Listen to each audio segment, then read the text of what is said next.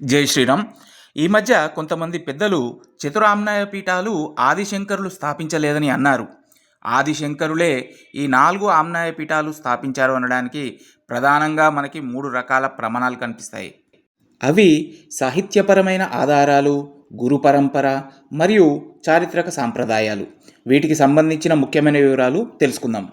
ఇందులో మొదటిది మఠామ్నాయ సేతువు లేదా మహానుశాసనం. ఆదిశంకరులు పీఠాలను స్థాపించడమే కాకుండా వాటి నిర్వహణకి సంబంధించిన నియమావళి కూడా రచించారు. వీటిని మఠామ్నాయం లేదా మహానుశాసనము అని పిలుస్తారు. ఇందులో స్పష్టంగా పేర్కొన్న అంశాలు ఇవి: 4 దిక్కులకి 4 మఠాలు ఉండాలని, ప్రతి మఠానికి ఒక వేదం, ఒక మహావాక్యం, ఒక దేవత మరియు ఒక తీర్థం కేటాయించబడాలి అని.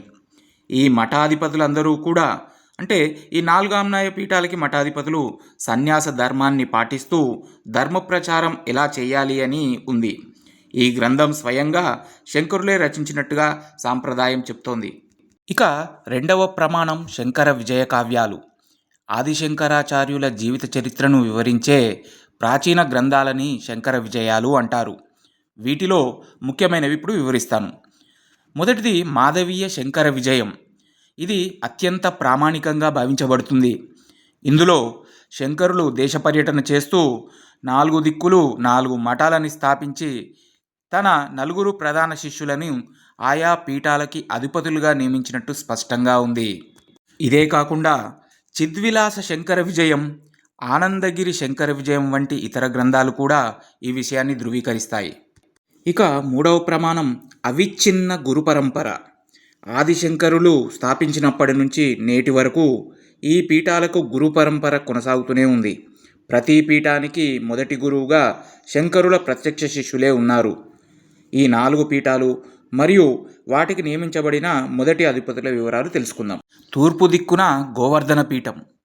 పూరీ క్షేత్రం ఒరిస్సా రాష్ట్రంలో ఆదిశంకరుల శిష్యుడు పద్మపాదాచార్యులు మొదటి అధిపతిగా, దక్షిణ దిక్కుగా ఉన్న శృంగేరి శారదాపీఠం శృంగేరి క్షేత్రంలో కర్ణాటక రాష్ట్రం ఆదిశంకరుల శిష్యుడు సూరేశ్వరాచార్యులు మొదటి అధిపతిగా, పడమట దిక్కున కాళికాపీఠం ద్వారకా క్షేత్రం గుజరాత్ రాష్ట్రంలో ఆదిశంకరుల శిష్యుడు హస్తమలకాచార్యులు మొదటి అధిపతిగా, ఉత్తర దిక్కున ఉన్న జ్యోతిర్పీఠం బద్రీనాథ్ క్షేత్రం ఉత్తరాఖండ్ రాష్ట్రంలో ఆదిశంకరుల శిష్యుడు తోటకాచార్యులు మొదటి అధిపతిగా ఉన్నారు. నేషనల్ ఇంటిగ్రేషన్, భారతీయ ఏకత్వం. ఆదిశంకరాచార్యుల దూరదృష్టికి ఈ మఠాలే నిదర్శనం. భారతదేశం మొత్తం ఒకే సాంస్కృతిక ఛత్రం కిందకు రావాలనే ఉద్దేశంతో దేశం యొక్క 4 చివర్లలో వీటిని స్థాపించారు. ఉదాహరణకి ఉత్తరాన ఉన్న జ్యోతిర్పీఠానికి అర్చకులుగా దక్షిణాదికి చెందిన నంబూద్రి బ్రాహ్మణులని నియమించే సాంప్రదాయం నేటికీ కొనసాగుతూనే ఉంది. అలాగే రామేశ్వరంలో ఉత్తర భారత పూజారులు ఉంటారు. ఈ వ్యవస్థ ఆదిశంకరుల సమైక్యతా భావానికి నిదర్శనం.